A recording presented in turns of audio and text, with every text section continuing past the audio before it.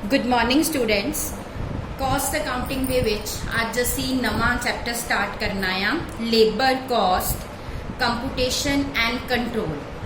Students, ਅਸੀਂ ਹੁਣ ਤੱਕ ਕਰ ਚੁੱਕੇ ਹਾਂ ਕਿ ਕਾਸਟ ਸ਼ੀਟ ਕਿੱਦਾਂ ਬਣਾਈ ਜਾਂਦੀ ਆ, ਤੇ ਕਾਸਟ ਸ਼ੀਟ ਵਾਲੇ ਚੈਪਟਰ ਦੇ ਵਿੱਚ ਅਸੀਂ ਪੜ੍ਹਿਆ ਸੀਗਾ ਕਿ ਕਿਸੇ ਵੀ ਪ੍ਰੋਡਕਟ ਦੀ ਕਾਸਟ ਦੇ 3 ਮੇਜਰ ਐਲੀਮੈਂਟ ਹੁੰਦੇ ਆ। ਸਭ ਤੋਂ ਪਹਿਲਾਂ ਹੈ ਮਟੀਰੀਅਲ, ਤੇ ਮਟੀਰੀਅਲ ਅਸੀਂ ਜਿਹੜਾ ਹੈਗਾ ਆ ਪਿਛਲੇ ਦੋਨਾਂ ਚੈਪਟਰਸ ਦੇ ਵਿੱਚ ਚੰਗੀ ਤਰ੍ਹਾਂ ਡਿਸਕਸ ਕਰ ਚੁੱਕੇ ਹਾਂ ਕਿ ਮਟੀਰੀਅਲ ਦਾ ਕੀ ਪਰਚੇਸ ਪ੍ਰੋਸੀਜਰ ਆ, ਕਿਸ ਤਰ੍ਹਾਂ ਮਟੀਰੀਅਲ ਨੂੰ ਕੰਟਰੋਲ ਕਰਨਾ ਆ, ਕਿਸ ਤਰ੍ਹਾਂ ਜਿਹੜੀ ਪ੍ਰਾਈਸਿੰਗ ਹੈਗੀ ਆ, ਇਸ਼ੂ ਪ੍ਰਾਈਸਿੰਗ ਕਰਨੀ ਆ, ਔਰ ਕਿਸ ਤਰ੍ਹਾਂ ਲੈਵਲਸ ਕੈਲਕੂਲੇਟ ਕੀਤੇ ਜਾਂਦੇ ਆ, ਟੈਕਨੀਕਸ ਕਿਹੜੀਆਂ ਨੇ ਮਟੀਰੀਅਲ ਨੂੰ ਕੰਟਰੋਲ ਕਰਨ ਦੀਆਂ।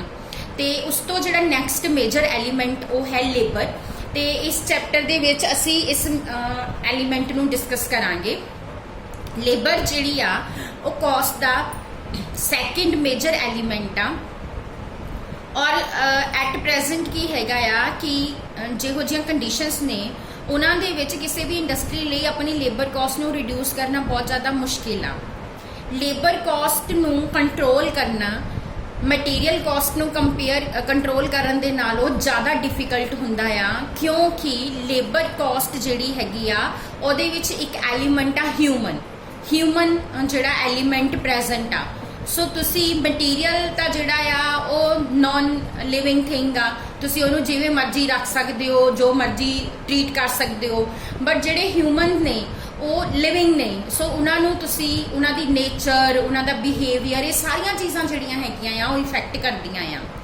ਐਂਡ ਸੈਕਿੰਡ ਇੰਪੋਰਟੈਂਟ ਥਿੰਗ ਕੀ ਆ ਕਿ ਲੇਬਰ ਜਿਹੜੀ ਆ ਸਭ ਤੋਂ ਜ਼ਿਆਦਾ ਪੈਰੀਸ਼ੇਬਲ ਕਮੋਡਿਟੀ ਆ, ਕਿਉਂਕਿ ਤੁਸੀਂ ਮਟੀਰੀਅਲ ਨੂੰ ਤਾਂ ਸਟੋਰ ਕਰਕੇ ਰੱਖ ਸਕਦੇ ਹੋ, ਮਟੀਰੀਅਲ ਖਰੀਦ ਲਿਆ, ਨਹੀਂ ਯੂਜ਼ ਹੋਇਆ, ਸਟੋਰ ਕਰ ਲਿਆ, ਬਟ ਲੇਬਰ ਅਗਰ ਤੁਸੀਂ ਹਾਇਰ ਕਰ ਲਈ ਆ ਔਰ ਉਸ ਦਿਨ ਕੋਈ ਵੀ ਕੰਮ ਨਹੀਂ ਹੋਇਆ ਤਾਂ ਉਹ ਤੁਹਾਡੀ ਜਿਹੜੀ ਹੈਗੀ ਆ ਲੇਬਰ ਲੌਸਟ ਹੋ ਜਾਂਦੀ ਆ, ਯਾਨੀ ਕਿ ਤੁਹਾਡੇ ਉਹ ਵੇਜਸ ਜਿਹੜੀਆਂ ਹੈਗੀਆਂ ਜੋ ਤੁਸੀਂ ਉਹਨੂੰ ਪੇ ਕੀਤੀਆਂ ਹੈਗੀਆਂ ਆ ਉਹ ਵੇਸਟ ਚਲੀਆਂ ਜਾਂਦੀਆਂ ਆ। ਸੋ ਲੇਬਰ ਨੂੰ ਕੰਟਰੋਲ ਕਰਨਾ ਮਟੀਰੀਅਲ ਨੂੰ ਕੰਟਰੋਲ ਕਰਨ ਦੇ ਨਾਲੋਂ ਜ਼ਿਆਦਾ ਡਿਫਿਕਲਟ ਆ। ਉਸ ਤੋਂ ਇਲਾਵਾ ਇੱਕ ਇੰਪੋਰਟੈਂਟ ਐਲੀਮੈਂਟ ਇਹ ਹੈ ਕਿ ਲੇਬਰ ਹਮੇਸ਼ਾ ਜੋ ਇੰਪਲੋਇਰ ਹੁੰਦਾ ਆ ਉਹ ਚਾਹੁੰਦਾ ਆ ਕਿ ਉਹ ਆਪਣੀ ਪ੍ਰੋਡਕਟ ਦੀ ਕਾਸਟ ਨੂੰ ਰਿਡਿਊਸ ਕਰੇ, ਉਹ ਪ੍ਰੋਡਕਟ ਦੀ ਕਾਸਟ ਨੂੰ ਰਿਡਿਊਸ ਕਰਨ ਲਈ ਲੇਬਰ ਦੀ ਕਾਸਟ ਵੀ ਰਿਡਿਊਸ ਕਰਨਾ ਚਾਹੁੰਦਾ ਆ। ਬਟ ਜਿਹੜੇ ਲੇਬਰ ਹੈਗੀ ਆ ਉਹ ਚਾਹੁੰਦੀ ਆ ਕਿ ਉਹਦਾ ਸਟੈਂਡਰਡ ਆਫ ਲਿਵਿੰਗ ਵਧੇ, ਇਹਦੇ ਕਰਕੇ ਉਹ ਆਪਣੀਆਂ ਵੇਜਸ ਜਿਹੜੀਆਂ ਹੈਗੀਆਂ ਉਹ ਇਨਕਰੀਜ਼ ਕਰਨਾ ਚਾਹੁੰਦੀਆਂ। ਸੋ ਦੋਨਾਂ ਦਾ ਇੰਟਰਸਟ ਜਿਹੜਾ ਆ ਇੱਕ ਦੂਸਰੇ ਦੇ ਓਪੋਜ਼ਿਟ ਚਲਾ ਜਾਂਦਾ ਆ। ਇਹ ਵੀ ਇੱਕ ਪ੍ਰੋਬਲਮ ਆ ਜਿਹੜੀ ਫੇਸ ਕਰਨੀ ਪੈਂਦੀ ਆ।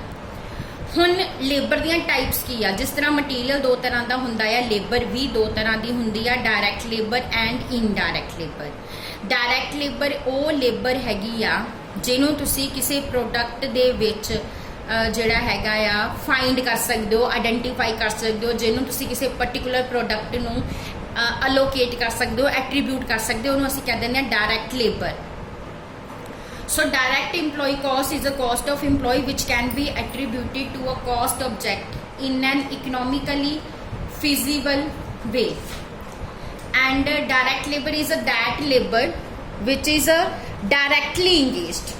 ਡਾਇਰੈਕਟ ਲੇਬਰ ਕਿਹੜੀ ਹੁੰਦੀ ਆ? ਉਹ ਲੇਬਰ ਹੁੰਦੀ ਜਿਹੜੀ ਕਿ ਪ੍ਰੋਡਕਸ਼ਨ ਦੇ ਵਿੱਚ ਡਾਇਰੈਕਟਲੀ ਇਨਵੋਲਵ ਹੁੰਦੀ ਆ, ਡਾਇਰੈਕਟਲੀ ਇੰਗੇਜਡ ਹੁੰਦੀ ਆ ਪ੍ਰੋਡਕਸ਼ਨ ਕਰਨ ਦੇ ਵਿੱਚ, ਜਿਹਨੂੰ ਅਸੀਂ ਈਜ਼ੀਲੀ ਕਿਸੇ ਵੀ ਜੌਬ ਨੂੰ ਅਲੋਕੇਟ ਕਰ ਸਕਦੇ ਆ, ਕਿਸੇ ਪਰਟੀਕੂਲਰ ਪ੍ਰੋਸੈਸ ਜਾਂ ਕਮੋਡਿਟੀ ਨੂੰ ਅਲੋਕੇਟ ਕਰ ਸਕਦੇ ਆ, ਉਹਨੂੰ ਡਾਇਰੈਕਟ ਲੇਬਰ ਕਿਹਾ ਜਾਂਦਾ ਆ। ਜਿਸ ਤਰ੍ਹਾਂ ਇਹਨਾਂ ਨੇ ਐਗਜ਼ਾਮਪਲ ਲਈ ਆ ਕਿ ਬ੍ਰਿਕ ਇੰਡਸਟਰੀ ਦੇ ਵਿੱਚ ਜਿਹੜੀ ਲੇਬਰ ਬ੍ਰਿਕ ਬਣਾਉਂਦੀ ਆ ਹਨਾ, ਉਹਨੂੰ ਅਸੀਂ ਡਾਇਰੈਕਟ ਲੇਬਰ ਕਹਿੰਦੇ ਆ। ਉਸ ਤੋਂ ਬਾਅਦ ਸੈਕਿੰਡ ਵਨ ਹੈਗੀ ਆ ਇਨਡਾਇਰੈਕਟ ਲੇਬਰ। ਇਨਡਾਇਰੈਕਟ ਲੇਬਰ ਉਹ ਲੇਬਰ ਆ ਜਿਹੜੀ ਕਿਸੇ ਵੀ ਪ੍ਰੋਡਕਸ਼ਨ ਦੇ ਵਿੱਚ ਡਾਇਰੈਕਟਲੀ ਇੰਗੇਜ ਤਾਂ ਨਹੀਂ ਹੁੰਦੀ, ਠੀਕ ਆ, ਬਟ ਉਹ ਇਨਡਾਇਰੈਕਟਲੀ ਜਿਹੜੀ ਡਾਇਰੈਕਟ ਲੇਬਰ ਆ ਉਹਨੂੰ ਹੈਲਪ ਕਰਦੀ ਆ। ਸੋ ਉਹਨੂੰ ਅਸੀਂ ਕਹਿ ਦਿੰਦੇ ਆ ਇਨਡਾਇਰੈਕਟ ਲੇਬਰ। ਸੋ ਜਿੰਨੇ ਵੀ ਤੁਹਾਡੇ ਮਕੈਨਿਕਸ ਦੇ ਸੁਪਰਵਾਈਜ਼ਰ ਨੇ, ਚੌਂਕੀਦਾਰ, ਸਵੀਪਰ, ਫੋਰਮੈਨ, ਵਾਚਮੈਨ ਹਨਾ, ਚਾਹੇ ਉਹ ਮੈਨੇਜਰ ਆ, ਆਫਿਸ ਦੇ ਵਿੱਚ ਬੈਠਾ ਹੋਇਆ ਕਲਰਕ ਆ, ਟਾਈਮ ਕੀਪਰ ਆ, ਇਹ ਸਾਰੇ ਜਿਹੜੇ ਨੇ ਇਹ ਕੀ ਹੈਗੇ ਆ? ਇਨਡਾਇਰੈਕਟ ਲੇਬਰ ਆ। ਸੋ ਡਾਇਰੈਕਟ ਤੇ ਇਨਡਾਇਰੈਕਟ ਲੇਬਰ ਦਾ ਜਿਹੜਾ ਡਿਫਰੈਂਸ ਹੈਗਾ ਉਹ ਪਤਾ ਕਰਨਾ ਬਹੁਤ ਜ਼ਰੂਰੀ ਆ, ਕਿਉਂਕਿ ਜਿਹੜੀ ਡਾਇਰੈਕਟ ਲੇਬਰ ਨੂੰ ਤੁਸੀਂ ਪੇਮੈਂਟ ਕਰ ਰਹੇ ਹੋ ਉਹ ਤੁਹਾਡੀ ਪ੍ਰਾਈਮ ਕਾਸਟ ਦਾ ਪਾਰਟ ਬਣਦੀ ਆ, बट जी इनडायरैक्ट लेबर में पेमेंट करते हो तो इनडायरैक्ट एक्सपेंडिचर ने, वो चाहे फैक्ट्री दे विच जे लगी हुई है तो फैक्ट्री ओवरहेड्स जाणगे, जे ऑफिस च लगी हुई तो एडमिनिस्ट्रेटिव ओवरहेड्स जाणगे, एंड जे सेल एंड डिस्ट्रीब्यूशन च लगी हुई है तो सैलिंग एंड डिस्ट्रीब्यूशन ओवरहेड्स दे विच जाणगे। सो नैक्सट की आ लेबर कॉस्ट। हुण लेबर कॉस्ट किहनूं कहंदे आ? Labour cost is a aggregate of all kind of consideration paid, payable and provision made for a future payment for the services rendered by employees of an enterprise, whether it is a temporary, part-time, contract employee। So labor cost की आ कि किसी भी तरह नाल तुसी अपनी ਜਿਹੜੇ EMPLOYEES ने, चाहे वो टेंपररी ने, पार्ट टाइम ने, या कॉन्ट्रैक्ट EMPLOYEES ने, या परमानेंट EMPLOYEES ने, तुसी उन्होंने किसी भी तरह नाल पेमेंट कर रहे हो, पे कर चुके हो या पे करना आ, या फ्यूचर दे विच पेमेंट करनी आ। सो उन्होंने असीं कह दिंदे आ लेबर कॉस्ट ਉਹਦੇ टोटल ਨੂੰ। ਇਹਦੇ ਵਿੱਚ ਵਰਕਰਸ ਦੀਆਂ ਵੇजेस, ਸੈਲਰੀਜ਼, ਉਹਨਾਂ ਦੀਆਂ ਕੰਟਰੈਕਚੁਅਲ ਪੇਮੈਂਟਸ, ਈਵਨ ਉਹਨਾਂ ਦੇ ਬੈਨੀਫਿਟਸ ਜਿਹੜੇ ਹੈਗੇ ਆ ਉਹ ਵੀ ਸਾਰੇ ਆ ਜਾਂਦੇ ਆ। ਹੁਣ ਨੈਕਸਟ ਹੈ EMPLOYEE ਕੌਸਟ, ਜਿਹੜੀਆਂ ਸੈਲਰੀਜ਼, ਵੇजेस ਐਂਡ ਅਲਾउंसेस ਐਂਡ ਬੋਨਸਿਸ ਹੈਗੇ ਆ, ਚਾਹੇ ਪ੍ਰੋਵੀਡੈਂਟ ਫੰਡ ਨੂੰ ਕੰਟਰੀਬਿਊਸ਼ਨ ਕੀਤੀ ਜਾ ਰਹੀ ਆ, ਜਾਂ EMPLOYEES ਦੇ ਵੈਲਫੇਅਰ ਤੇ ਖਰਚਾ ਕੀਤਾ ਜਾ ਰਿਹਾ ਆ, ਗ੍ਰੈਚੁਇਟੀ ਆ, ਲੀਵ ਇਨਕੈਸ਼ਮੈਂਟ ਆ, रिटायरमेंट हैगा, बेनिफिट सर्विसिज हैगियां आ, ये सारी ही जिहड़ी हैगी आ EMPLOYEES दी कॉस्ट आ। उस तो बाद नैक्सट है control over the labour cost. कि लेबर कॉस्ट नूं कंट्रोल करना बहुत जरूरी आ, क्योंकि लेबर कॉस्ट तुहाडे प्रोडक्ट दी टोटल कॉस्ट दा एक मेजर पार्ट जिहड़ा आ हुंदी आ। सो लेबर कॉस्ट जिहड़ी आ एक्सैसिव भी हो सकदी आ अगर तुहाडी लेबर इनएफिशिएंट आ, या हाई लेबर टर्नओवर आ, आइडल टाइम आ, या फिर बहुत ज़्यादा ओवर टाइम हो रहा आ, ठीक है, या फिर बोगस वर्कर्स ने, ठीक है। बोगस वर्कर्स किहड़े हुंदे जिन्हां दा नाम वेस्टेज च पाता जांदा, बट एक्चुअली इहो जिहा कोई भी वर्कर फैक्ट्री दे विच नहीं हुंदा। सो कई रीजनस हो सकते हैं जिहदे करके तुहाडी लेबर कॉस्ट ज़्यादा हो सकती है। सो लेबर कॉस्ट जिहड़ी हैगी इनएफिशिएंसी ऑफ लेबर भी एक रीजन हुंदा आ लेबर कॉस्ट का, और ਉਹਦੇ ਨਾਲ ਤੁਹਾਡਾ ਜਿਹੜੀ ਲੇਬਰ ਦੀ ਇਨਐਫੀਸ਼ੀਐਂਸੀ ਉਹਦੇ ਨਾਲ ਸਿਰਫ ਲੇਬਰ ਕਾਸਟ ਹੀ ਨਹੀਂ ਵੱਧਦੀ, ਬਲਕਿ ਤੁਹਾਡੀ ਮਟੀਰੀਅਲ ਦੀ ਕਾਸਟ ਔਰ ਤੁਹਾਡੀ ਓਵਰਹੈਡ ਦੀ ਕਾਸਟ ਜਿਹੜੀ ਹੈਗੀ ਆ ਉਹ ਵੀ ਇਨਕਰੀਜ਼ ਹੋ ਜਾਂਦੀ ਆ। ਸੋ ਲੇਬਰ ਨੂੰ ਪ੍ਰੋਪਰਲੀ ਯੂਟਿਲਾਈਜ਼ ਕਰਨਾ ਜਿਹੜਾ ਆ ਬਹੁਤ ਜ਼ਰੂਰੀ ਆ। ਅਗਰ ਆਪਾਂ ਲੇਬਰ ਪ੍ਰੋਪਰਲੀ ਯੂਟਿਲਾਈਜ਼ ਕਰਾਂਗੇ ਤਾਂ ਸਾਡੀ ਕਾਸਟ ਆਫ ਪ੍ਰੋਡਕਸ਼ਨ ਜਿਹੜੀ ਹੈਗੀ ਆ ਉਹ ਆਪਣੇ ਆਪ ਜਿਹੜੀ ਆ ਰਿਡਿਊਸ ਹੋ ਜਾਏਗੀ। ਹੁਣ ਕਿਹੜੇ ਡਿਪਾਰਟਮੈਂਟਸ ਨੇ ਜਿਹੜੇ ਕਿ ਲੇਬਰ ਕਾਸਟ ਨੂੰ ਕੰਟਰੋਲ ਕਰਨ ਦੇ ਵਿੱਚ ਇਨਵੋਲਵ ਹੁੰਦੇ ਆ? सब तो पहला हैगा आ परसोनल डिपार्टमेंट। परसोनल डिपार्टमेंट जिहड़ा है वो बहुत सारे डिपार्टमेंट सुपरवाइजर्स एंड हैड दी हैल्प दे नाल रिस्पॉन्सिबल हुंदा आ EMPLOYEES दियां रिक्रूटमेंट, उन्हां दे डिस्चार्ज, उन्हां दी क्लासीफिकेशन, उन्हां दियां वेजेस, इन्हां नाल रिलेटेड जो भी पॉलिसीज़ नूं एग्जीक्यूट करना उहदे लई परसोनल डिपार्टमेंट जिहड़ा रिस्पॉन्सिबल हुंदा आ। सो परसोनल डिपार्टमेंट का मेन फंक्शन की आ वर्कर्स नू रिक्रूट करना, उन्होंने ट्रेन करना, ते उन्होंने उस जॉब दिलानी जिथे वो बेस्ट फिटेड हो, means right person for a right job. So जदों भी एक नवा वर्कर रिक्रूट किया जाता है उसका एक अपॉइंटमेंट लैटर तैयार होंदा जिहदे विच आपां सारियां टर्म्स और कंडीशनस उहदी इंप्लॉयमेंट दियां मैंशन करदी हां, उहदा टाइम, उहदे विच वो जिहड़ी अपॉइंटमेंट लैटर हुंदा आ उहदी एक कॉपी जिहड़ी आ टाइम ऑफिस नूं भेज दी जांदी है जिथे उहदी टेंडर्स होनी है, ते दूसरी कॉपी जिहड़ी आ पेरोल डिपार्टमेंट नूं भेज दी जांदी है जिथे उहदी पेरोल बननी है, यानी कि उहदियां वेजेस बननियां आ, और एक कॉपी जिहड़ी हैगी आ परसोनल डिपार्टमेंट अपने कोल रखदा आ, ठीक है। हुण किहड़े इंपॉर्टेंट रिकॉर्ड ने जिहड़े कि वर्कर्स दी रिक्रूटमेंट और प्लेसमेंट दे नाल कनैक्टेड हुंदे आ? सब तो पहला है EMPLOYEES प्लेसमेंट रैक्विजिशन। हुण EMPLOYEES नूं प्लेस करना, कोई भी परसोनल डिपार्टमेंट जिहड़ा हैगा अपने आप अपने बिहाफ ते EMPLOYEES दी रिक्रूटमेंट नहीं करता जिन्नी देर तक उन्होंने किसी डिपार्टमेंट के कोलों EMPLOYEE प्लेसमेंट रैक्विजिशन नहीं मिलती। सो रैक्विजिशन जिहड़े भी डिपार्टमेंट नूं जिस भी कैटेगरी दे, जिस भी ग्रेड दे जिन्ने वर्कर्स की लोड़ होंदी है उहदी रैक्विजिशन जिहड़ी वो भेजदा है परसोनल डिपार्टमेंट नूं, और जदों उन्होंने रैक्विजिशन मिल जाती है फिर परसोनल डिपार्टमेंट अगे स्टैप लैंदा आ नवे वर्कर्स रिक्रूट करन नूं या जिहड़े प्रेजेंट वर्कर्स ने उन्होंने रीअसाइन करन नूं। सो ये सारा काम जिहड़ा हुंदा परसोनल डिपार्टमेंट का हुंदा आ, फॉर्मल एप्लीकेशनस नूं रिसीव करना, इंटरव्यू एप्लीकेशनस रिसीव करना, ਉਹਨਾਂ ਦੀ ਸਿਲੈਕਸ਼ਨ ਕਰਨੀ। सो ये सारा काम जिहड़ा हैगा आ परसोनल डिपार्टमेंट करता है।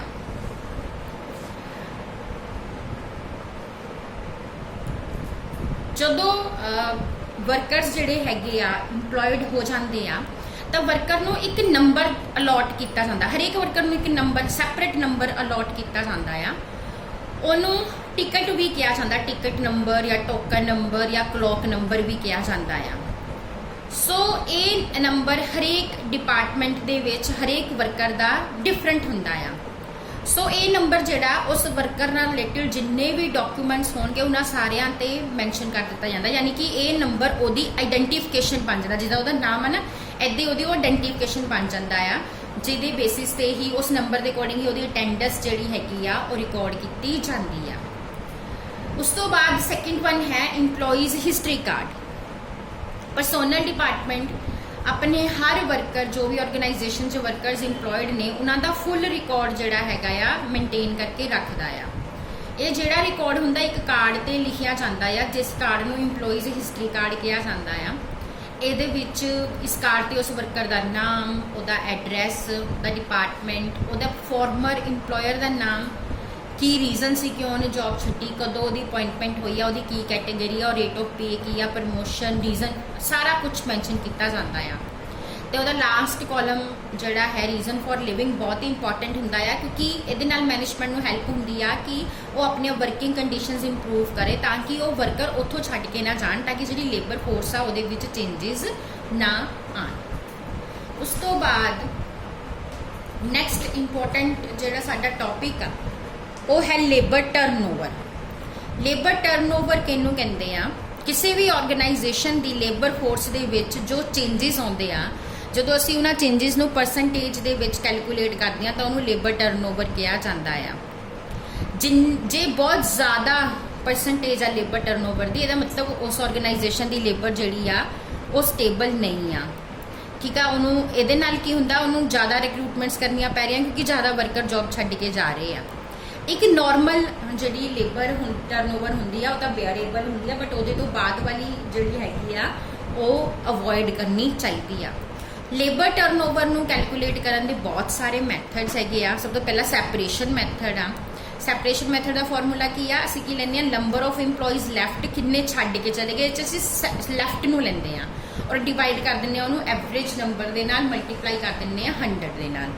जिहड़ा सैकेंड मैथड आ that is a flux method.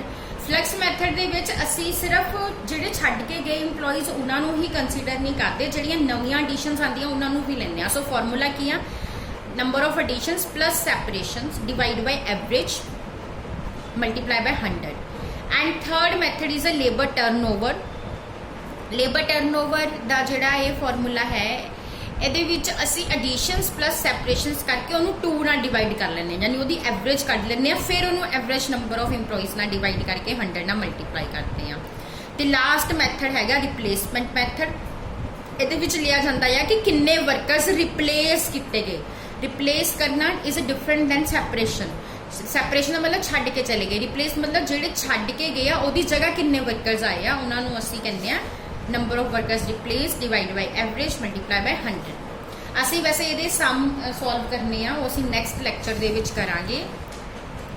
Next है कॉजेज। लेबर टर्नओवर के की रीजनस ने, असी 3 हैड्स दे विच डिवाइड करते हैं रीजनस नूं, पर्सनल, अनअवॉइडेबल एंड अवॉइडेबल।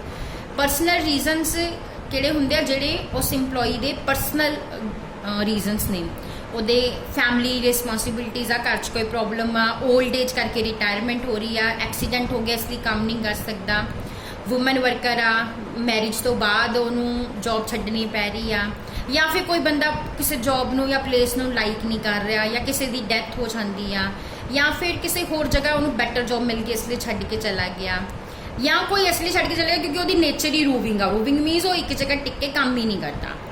सो ਇਹੋ ਜਿਹੇ ਰੀਜ਼ਨਸ ਜਿਹੜੇ ਹੁੰਦੇ ਆ ਪਰਸਨਲ ਰੀਜ਼ਨਸ ਹੈਗੇ ਆ, ਤੇ ਇਹ ਅਨਅਵੋਇਡੇਬਲ ਆ, ਮਤਲਬ ਅਗਰ ਮੈਨੇਜਮੈਂਟ ਚਾਹੇ ਵੀ ਤਾਂ ਇਹਨਾਂ ਰੀਜ਼ਨਸ ਨੂੰ ਕੰਟਰੋਲ ਨਹੀਂ ਕਰ ਸਕਦੀ।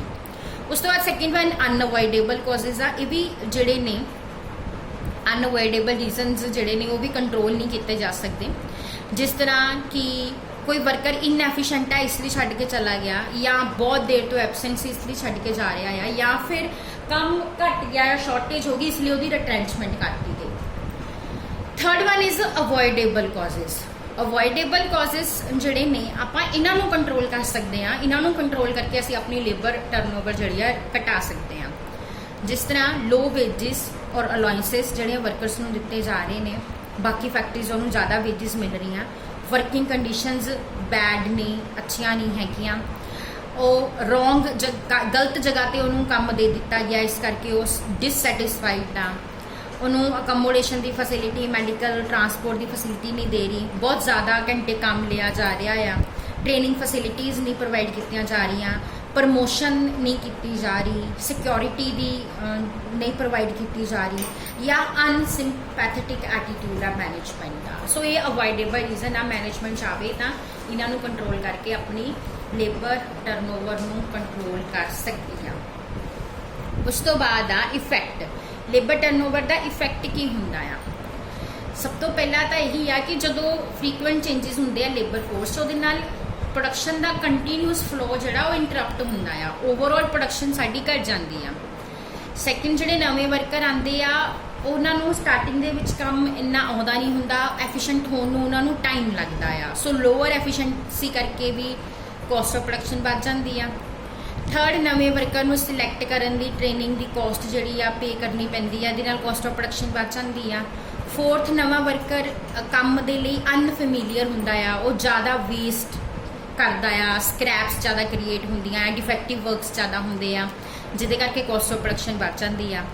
ਐਂਡ ਫੋਰਥ ਕੀ ਹੈ, ਨਵਾਂ ਵਰਕਰ ਕਿਉਂਕਿ ਇਨਐਕਸਪੀਰੀਅੰਸਡ ਹੈਗਾ ਆ, ਸੋ ਟੂਲਸ ਦੀ, ਮਸ਼ੀਨਰੀਜ਼ ਦੀ ਜ਼ਿਆਦਾ ਡੈਪਰੀਸੀਏਸ਼ਨ ਹੁੰਦੀ ਆ, ਔਰ ਉਹ ਸਹੀ ਤਰ੍ਹਾਂ ਨਾਲ ਹੈਂਡਲ ਨਹੀਂ ਕਰ ਰਿਹਾ, ਟੂਲਸ ਦਾ ਬ੍ਰੇਕ ਡਾਊਨ ਹੈਗਾ। ਇਹਨਾਂ ਰੀਜ਼ਨਸ ਕਰਕੇ ਵੀ ਜਿਹੜੀ ਹੈਗੀ ਆ ਪ੍ਰੋਡਕਸ਼ਨ ਕੋਸਟ ਆਫ ਪ੍ਰੋਡਕਸ਼ਨ ਵੱਧਦੀ ਆ। ਠੀਕ ਆ।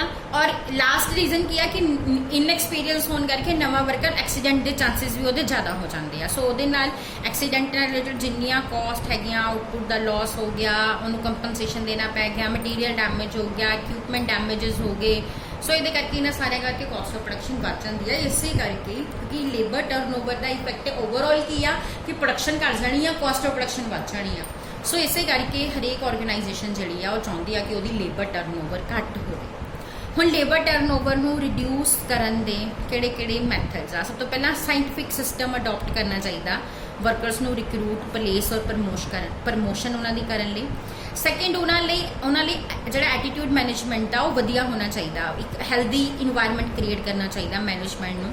ਥਰਡ, ਵਰਕਰਸ ਦੇ ਵਿੱਚੋਂ ਮੈਂਬਰ ਚੂਜ਼ ਕਰਕੇ ਔਰ ਮੈਨੇਜਮੈਂਟ ਚੋਂ ਮੈਂਬਰ ਚੂਜ਼ ਕਰਕੇ ਕਮੇਟੀਆਂ ਬਣਨੀਆਂ ਚਾਹੀਦੀਆਂ ਜਿਹਦੇ ਵਿੱਚ ਵਰਕਰਸ ਦੀਆਂ ਪ੍ਰੋਬਲਮਸ ਨੂੰ ਡਿਸਕਸ ਕੀਤਾ ਜਾਵੇ। ਨੈਕਸਟ ਕੀ ਆ ਕਿ ਇੱਕ ਸੂਟੇਬਲ ਪਰਸੋਨਲ ਪਾਲਿਸੀ ਬਣਨੀ ਚਾਹੀਦੀ ਹੈ ਤਾਂ ਕਿ ਰਾਈਟ ਪਰਸਨ ਨੂੰ ਰਾਈਟ ਜੌਬ ਜਿਹੜੀ ਆ ਉਹ ਦਿੱਤੀ ਜਾਵੇ, ਸਾਰਿਆਂ ਨੂੰ ਇਕੁਅਲ ਟ੍ਰੀਟਮੈਂਟ ਮਿਲੇ, ਅੱਛੀਆਂ ਵਰਕਿੰਗ ਕੰਡੀਸ਼ਨਸ ਮਿਲਣੀਆਂ ਚਾਹੀਦੀਆਂ, ਉਹਨਾਂ ਦੀਆਂ ਵੇਜਿਸ ਦੇ ਰੇਟ ਫੇਅਰ ਹੋਣੇ ਚਾਹੀਦੇ ਆ, ਨॉन ਮੋਨੇਟਰੀ ਬੈਨੀਫਿਟਸ ਮੈਕਸਿਮਮ ਦੇਣੇ ਚਾਹੀਦੇ ਆ, ਔਰ ਐਫੀਸ਼ੀਐਂਟ ਔਰ ਇਨਐਫੀਸ਼ੀਐਂਟ ਵਰਕਰਸ ਦੇ ਵਿੱਚ ਵੀ ਡਿਫਰੈਂਸ ਹੋਣਾ ਚਾਹੀਦਾ ਆ, ਰੱਖਣਾ ਚਾਹੀਦਾ ਆ। ਉਸ ਤੋਂ ਬਾਅਦ ਆ ਇੱਕ ਇੰਪਲੋਈ ਸੁਜੈਸ਼ਨ ਬਾਕਸ ਸਕੀਮ ਹੋਣੀ ਚਾਹੀਦੀ ਹੈ ਜਿਹਦੇ ਵਿੱਚ ਇੰਪਲੋਈਜ਼ ਨੂੰ ਕਿਹਾ ਜਾਵੇ ਕਿ ਉਹ ਆਪਣੀ ਪ੍ਰੋਡਕਸ਼ਨ ਨੂੰ ਇੰਪਰੂਵ ਕਰਨ ਦੇ ਲਈ ਜਿਹੜੇ ਨੇ ਮੈਥਡਸ ਸੁਜੈਸਟ ਕਰਨ। ਐਂਡ ਮੈਨ ਮੈਨੇਜਮੈਂਟ ਰਿਲੇਸ਼ਨਸ਼ਿਪ ਜਿਹੜਾ ਹੈਗਾ ਉਹ ਵੀ ਇੰਪਰੂਵ ਹੋਣਾ ਚਾਹੀਦਾ ਆ। ਤਾਂ ਕਿੱਦਾਂ ਇੰਪਰੂਵ ਕੀਤਾ ਜਾ ਸਕਦਾ? ਅਸੀਂ ਲੇਬਰ ਨੂੰ ਪਾਰਟਿਸਿਪੇਟ ਕਰਵਾਈਏ ਅਗਰ ਮੈਨੇਜਮੈਂਟ ਦੇ ਵਿੱਚ। ਸੋ ਇਹ ਸਾਰੇ ਤਰੀਕੇ ਅਡਾਪਟ ਕਰਕੇ ਲੇਬਰ ਟਰਨਓਵਰ ਰਿਡਿਊਸ ਕੀਤੀ ਜਾ ਸਕਦੀ ਆ। ਹੁਣ ਕਾਸਟ ਕੀ ਪੈਂਦੀ ਆ ਲੇਬਰ ਟਰਨਓਵਰ ਦੀ? ਦੋ ਤਰ੍ਹਾਂ ਦੀ ਕਾਸਟ ਆ ਸਟੂਡੈਂਟਸ, ਇੱਕ ਪ੍ਰੀਵੈਂਟਿਵ ਆ, ਇੱਕ ਰਿਪਲੇਸਮੈਂਟ ਆ। ਪ੍ਰੀਵੈਂਟਿਵ ਮੀਨਸ ਕਿ ਅਸੀਂ ਚਾਹੁੰਦੇ ਹਾਂ ਕਿ ਸਾਡੀ ਲੇਬਰ ਟਰਨਓਵਰ ਹੋਵੇ ਹੀ ਨਾ, ਇਸ ਕਰਕੇ ਆਪਾਂ ਜਿਹੜੇ ਹੈਗੇ ਐਫਰਟਸ ਕਰ ਰਹੇ ਹਾਂ ਜਿਹਦੇ ਵਿੱਚ ਉਹਨਾਂ ਨੂੰ ਅੱਛੀਆਂ working condition, medical facilities, education facility, subsidised meal, ਉਹਨਾਂ ਦੇ ਵੈਲਫੇਅਰ, ਉਹਨਾਂ ਦੇ ਸੇਫਟੀ ਲਈ ਜੋ ਮੈਜਰਸ ਲਏ ਜਾ ਰਹੇ, ਉਹਨਾਂ ਦੀ ਸਿਕਿਉਰਿਟੀ ਔਰ ਰਿਟਾਇਰਮੈਂਟ ਲਈ ਜੋ ਉਹਨਾਂ ਨੂੰ ਬੈਨੀਫਿਟਸ ਦਿੱਤੇ ਜਾ ਰਹੇ, ਇਹਨਾਂ ਸਾਰਿਆਂ ਦੀ ਕਾਸਟ ਜਿਹੜੀ ਪ੍ਰੀਵੈਂਟਿਵ ਕਾਸਟ ਆ ਜਾਂਦੀ ਆ। ਉਸ ਤੋਂ ਬਾਅਦ second one is uh replacement cost ਕਿ ਅਗਰ ਲੇਬਰ ਟਰਨਓਵਰ ਹੁੰਦੀ ਆ ਤਾਂ ਤੁਹਾਨੂੰ ਵਰਕਰਸ ਰਿਪਲੇਸ ਕਰਨੇ ਪੈਣੇ ਆ, ਨਵੇਂ ਵਰਕਰਸ ਨੂੰ ਰਿਕਰੂਟ ਕਰਨ ਦੀ, ਟ੍ਰੇਨਡ ਕਰਨ ਦੀ ਕਾਸਟ ਹੈ ਨਾ। ਦੂਸਰਾ, ਪ੍ਰੋਡਕਸ਼ਨ ਦਾ ਲਾਸ ਹੁੰਦਾ ਆ ਇਨਐਫੀਸ਼ੀਐਂਸੀ ਕਰਕੇ, ਇੰਟਰਪਸ਼ਨ ਕਰਕੇ, ਠੀਕ ਆ। ਲਾਸ ਆਫ ਪ੍ਰੋਡਕਸ਼ਨ ਕਰਕੇ ਪ੍ਰੋਫਿਟ ਦਾ ਲਾਸ ਹੁੰਦਾ ਆ, ਓਵਰਹੈਡ ਕਾਸਟ ਵੱਧ ਜਾਂਦੀ ਆ, ਵੇਸਟੇजेस ਵੱਧ ਜਾਂਦੀਆਂ, ਐਕਸੀਡੈਂਟਸ ਦੀ ਕਾਸਟ ਬੇਅਰ ਕਰਨੀ ਪੈਂਦੀ ਆ। ਸੋ ਇਹ ਸਾਰੀ ਕਾਸਟ ਜਿਹੜੀ ਹੈਗੀ ਆ ਲੇਬਰ ਟਰਨਓਵਰ ਦੀ ਕਾਸਟ ਆ। ਹੁਣ ਅੱਜ ਦੇ ਇਸ ਲੈਕਚਰ 'ਚ ਅਸੀਂ ਇੰਨਾ ਹੀ ਡਿਸਕਸ ਕਰਾਂਗੇ ਤੇ ਕੱਲ ਨੈਕਸਟ ਲੈਕਚਰ ਦੇ ਵਿੱਚ ਅਸੀਂ ਕਰਾਂਗੇ ਕਿ ਲੇਬਰ ਟਰਨਓਵਰ ਦੇ ਕਿਹੜੇ ਮੈਥਡ ਯੂਜ਼ ਕਰਕੇ ਆਪਾਂ ਲੇਬਰ ਟਰਨਓਵਰ ਕਿੱਦਾਂ ਕੈਲਕੂਲੇਟ ਕਰਨੀ ਆ। Thank you.